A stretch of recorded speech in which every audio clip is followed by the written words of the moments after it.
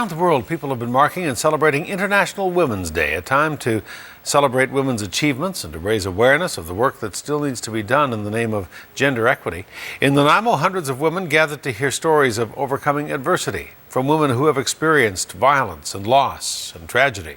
CTV's Chandler GRIEVE reports. So the whole province. It is a day that is recognized around the world, and it means different things to different women. It's a celebration, I think, of the strengths of women across the world, and to change their society and becoming more aware. For some, International Women's Day is a day to honor achievements. And it's on March 8th every year.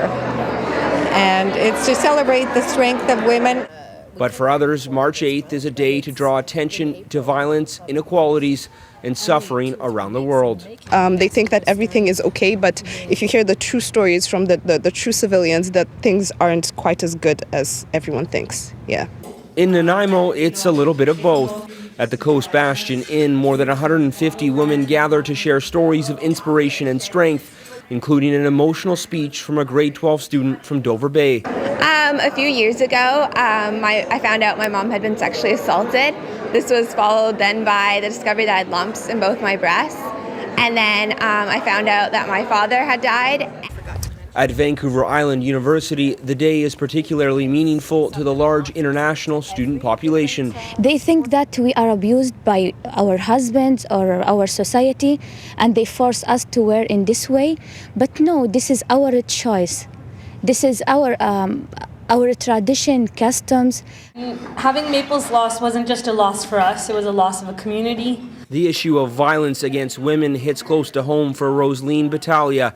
Her sister, Maple Batalia, was shot and killed in a parking lot at the SFU Campus in Surrey in 2011. Her ex-boyfriend is now charged in the crime. So using what we've been through as an outlet to empower other women and educate other women, basically.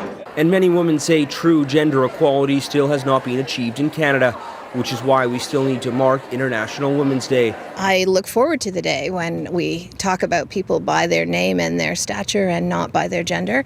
I don't think we're there yet. They are diverse and complex issues, much like the women who brought them to the forefront today, each of them working to inspire and lead change. Chandler GRIEVE, CTV News, NANAIMO.